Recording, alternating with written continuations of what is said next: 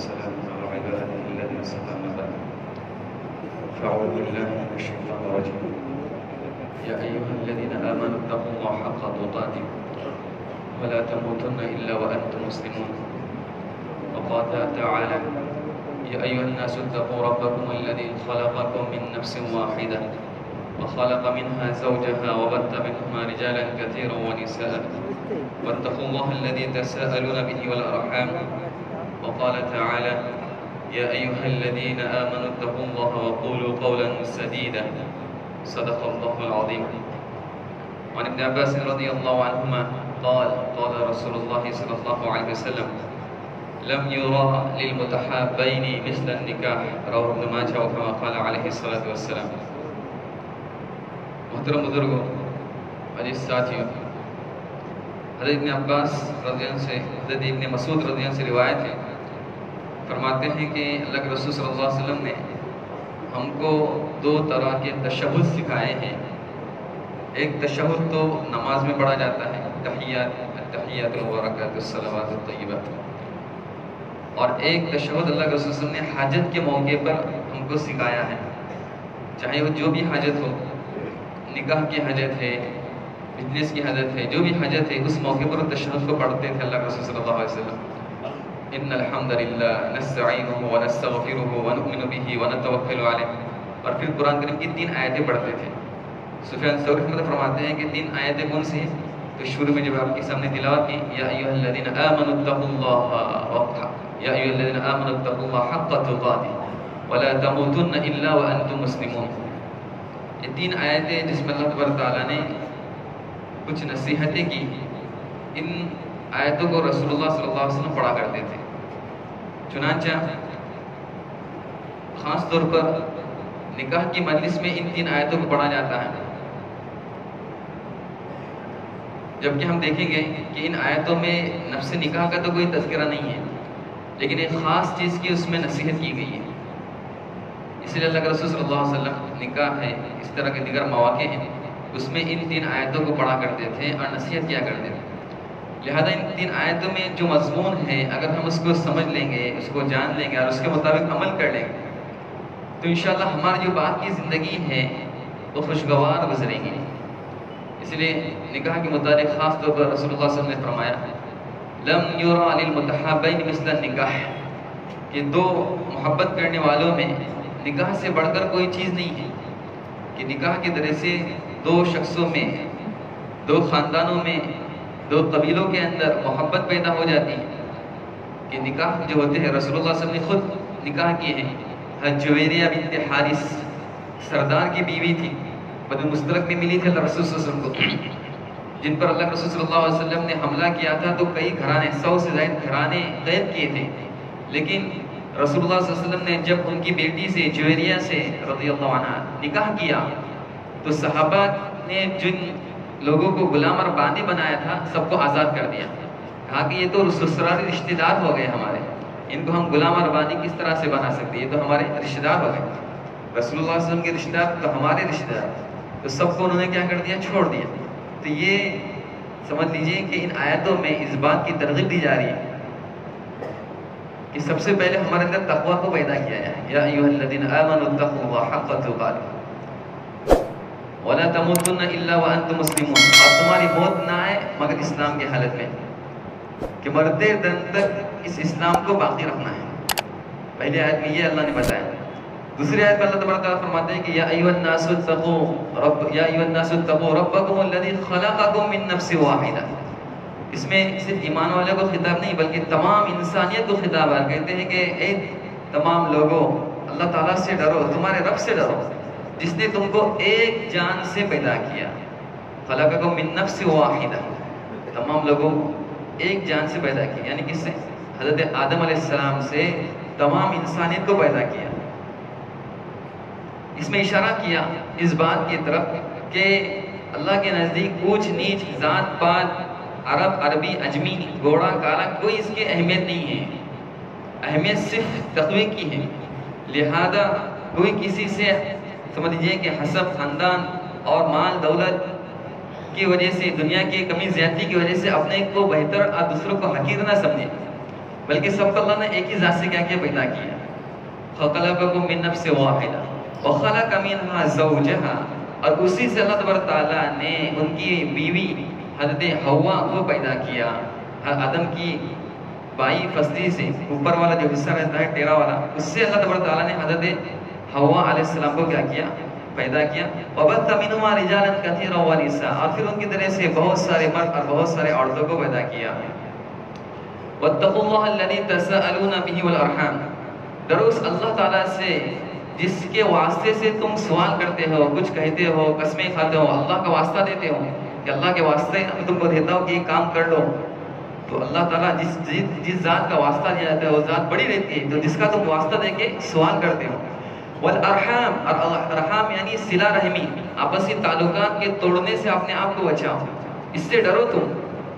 خاص طور پر جو رشتہ داری ہے ان کو توڑنے سے اپنے آپ کو بچاؤ. ان اللہ کان علیکم رقیبا، اللہ تبارک تعالیٰ تم پر نگہبان ہے، نگراں ہے. تیسری آیت جو اللہ کے رسول صلی اللہ علیہ وسلم پڑھا کرتے تھے، یا ایھا الذین آمنوا اتقوا اللہ وقولوا قولا سدیدا، اے ایمان والو سچ بات کہو، درست بات کہو، اللہ سے ڈرو اور درست بات کہو. قولوا قولا سدیدا یصلح لکم اعمالکم، اس پر اللہ تعالیٰ تم کو کیا کرے گا؟ تم کو تمہارے اعمال کی درستگی فرمائے گا، یعنی تم کو اچھے کام کرنے کی توفیق عطا فرمائے گا، نیک کام کرنے کی تم کو توفیق عطا فرمائے گا. یصلح لکم اعمالکم ویغفر لکم ذنوبکم، اور تمہارے گناہوں کو کیا کر دے گا؟ معاف کر دے گا. ومن یطع اللہ ورسولہ فقد فاز فوزا عظیما، جو اللہ اور اس کے رسول کی اطاعت کرتا ہے وہ بڑی کامیابی حاصل کر لیتا ہے. تو غرض یہ کہ میں نے 3 آیتیں جو عام طور پر خطبے میں پڑھی جاتی ہیں، نکاح کے خطبے میں کیوں پڑھتے ہیں ہم کو کچھ معلوم نہیں رہتا، مطلب نہیں رہتا، سمجھ میں نہیں آتا. لیکن ایک میاں بیوی اس معنی اور مفہوم کو سمجھ لے تو گویا کہ ان کے درمیان جو محبت رہیں گی وہ ہمیشہ کی رہیں گی، کبھی پھر شیطان ان میں درار پیدا نہیں کر سکتا. لہذا اس کا معنی مفہوم کو سمجھنا ضروری ہے. تو خلاصہ کے طور پر ان آیتوں میں سب سے اہم جو چیز ہے وہ تقوی کی وصیت ہے. تقویٰ کہتے ہیں اللہ سے ڈرنا اور گناہوں سے اپنے آپ کو بچا لینا. لہذا جس کا فائدہ قرآن کریم نے فرمایا وَمَن يَتَّقِ اللَّهَ يَجْعَلْ لَهُ مَخْرَجًا، جو تقویٰ اختیار کرتا ہے، گناہوں سے دور رہتا ہے، اپنے آپ کو گناہوں سے دور کرتا ہے، تو اللہ تبارک تعالیٰ ہر مشکل کام میں اس کے لیے آسانی پیدا کرتے ہیں. پریشانی ہے اس کو، حالات ہیں، بیماریاں ہیں، قرضے ہیں، لوگوں کا ٹینشن ہے، سارے ٹینشن کا اگر اس کو خلاصی چاہیے تقویٰ اختیار کر لے. وَمَن يَتَّقِ اللَّهَ يَجْعَلْ لَهُ مَخْرَجًا وَمَن يَتَّقِ اللَّهَ يَجْعَلْ لَهُ مِنْ أَمْرِهِ يُسْرًا، بہت بڑے کام اس کو کرنا ہے، آسانی چاہتا ہے کاموں کے اندر، سچی پکی گناہوں سے توبہ کر لے، اللہ تبارک تعالیٰ اس کے کاموں میں آسانی پیدا کرے. بہت سارے گناہ اب کیے تھے اس نے، اب گناہوں سے سچی پکی توبہ کر رہا ہے. وَمَن يَتَّقِ اللَّهَ يُكَفِّرْ عَنْهُ السَّيِّئَاتِ وَيُعْظِمْ لَهُ أَجْرًا، اس کے اللہ تبارک تعالیٰ سارے گناہوں کو معاف کر دے گا، اس کے لیے اجر اور ثواب اللہ تعالیٰ لکھ دے گا. تو یہ تقوی سے مقصود ہے. ہم سمجھتے ہیں کہ ہم نکاح کر لیں گے تو ہمارا ٹینشن ختم ہو جائے گا، پریشانی دور ہو جائیں گے، فلاح ہو جائے گا.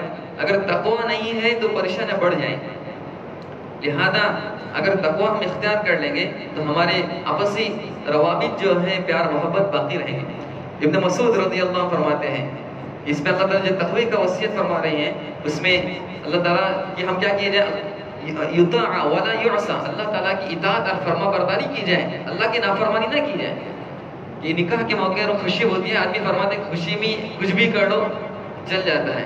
ایسا نہیں ہے. خوشی اور غمی ہر موقع پر ہم کو دیکھنے ہوگا کہ ہم مسلمان ہیں، اللہ کے بندے ہیں، تو ہم کو بندگی کے ہی ساتھ زندگی گزارنا ہے. ہم آزاد دنیا میں نہیں ہیں. کن فی الدنیا کأنک غریب او عابر السبیل، الدنیا سجن المؤمن والجنت الکافر. مومن کے لیے قید خانہ ہے، کافر کے لیے جیسے چاہے زندگی گزارے. ہم تو اللہ اور اس کے رسول کے احکام کے پابند ہیں. خوشی کے موقع پر بھی ہم جیسے چاہے خوشی منا نہیں سکتے. لہذا اس میں بھی دیکھنا ہے کہ ہم سے اللہ کس سے خوش ہوتا ہے. لہذا نکاح یہ ثواب کی چیز ہے، اجر کی چیز ہے، عبادت ہے. اگر اس کے ساتھ ہم اگر گناہ کو بھی ملا دیں گے تو اس عبادت کا ہم کو کیا فائدہ ہوگا؟ ایک آدمی نماز بھی پڑھ رہا ہے اور ساتھ میں شراب کا گھونٹ بھی لے رہا ہے، تو اس کی عبادت قبول ہوگی اپنا؟ کیا قبول نہیں ہوگی، اس کا اس عبادت کا فائدہ نہیں ہوگا. تو اسی طرح خوشی کے موقع پر بھی ہم ہر اس کام سے بچیں گے جس سے اللہ تعالیٰ کیا ہوتا ہے، ناراض ہوتا ہے.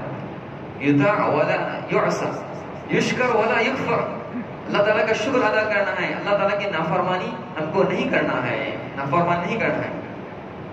چنانچہ اللہ تبارک تعالیٰ یہ جو قرآن 4 پارے کے اندر آیت ذکر کی ہے، یا ایھا الذین آمنوا اتقوا اللہ حق تقاته ولا تموتن الا وانتم مسلمون، اس میں اللہ تعالیٰ ایک خاص وجہ سے فرما رہا ہے کہ تمہاری موت اس حال میں آئے کہ تم ایمان اور اسلام کے ساتھ ہو. ایمان کے ساتھ دنیا سے تم کو جانا ہے، دنیا میں آئے ہیں تو دنیا سے آپ کو جانا ہے، کب جانا ہے ہم کو معلوم نہیں ہے، جب بھی جانا ہے تو ایمان کے ساتھ جانا ہے.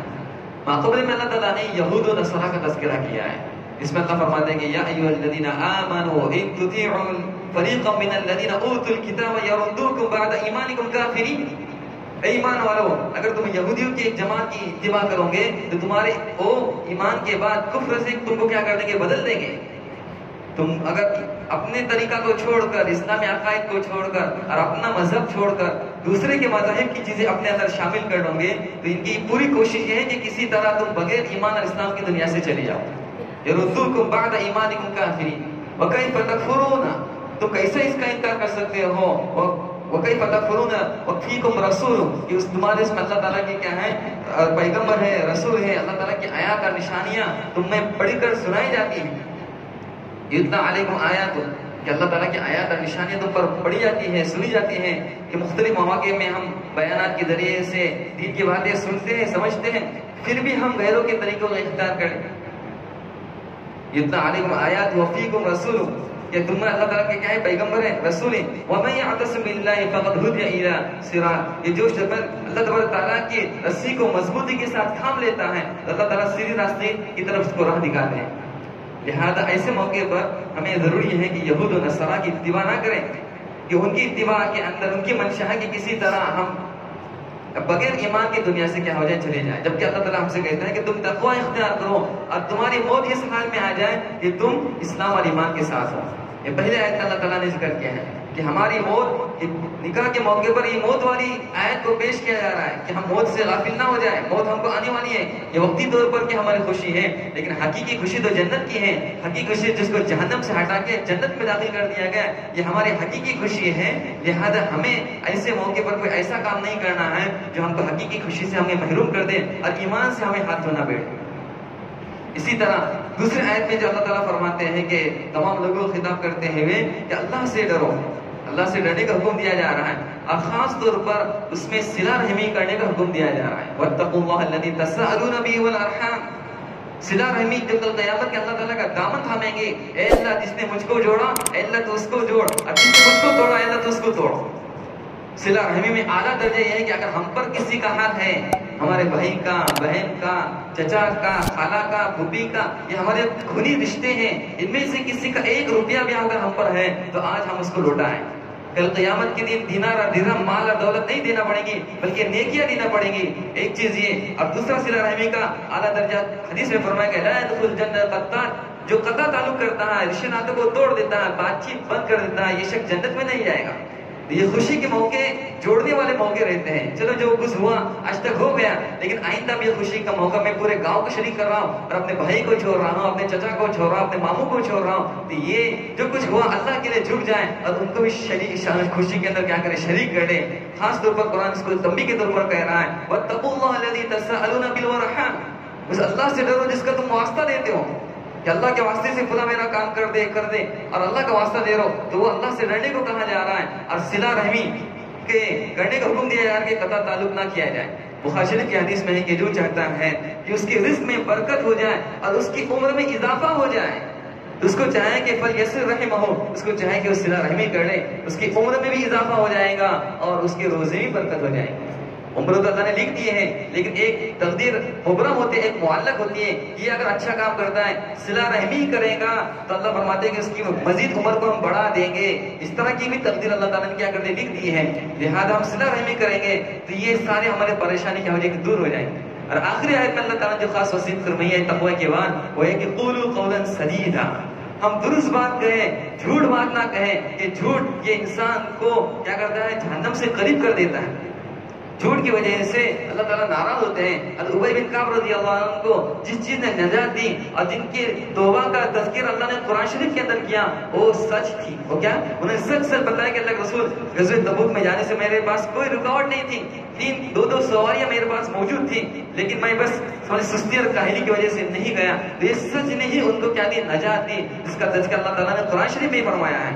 لہذا یہ ہم ٹھان لیں کہ ہم کیا کریں گے، سچ بولیں گے، کبھی جھوٹ نہیں بولیں گے۔ اللہ تعالیٰ سے دعا ہے کہ اللہ تعالیٰ ان تمام چیزوں ہم پر عمل کرنے کی توفیق عطا فرمائیں، تقوی والی صفت ہمارے اندر پیدا فرمائیں، اور گناہوں سے ہماری حفاظت فرمائیں، اور ہر کام سے حفاظت فرمائیں جس سے اللہ تعالیٰ اور اس کے رسول ناراض ہوتے ہیں۔ وآخر دعوانا الحمدللہ رب العالمین۔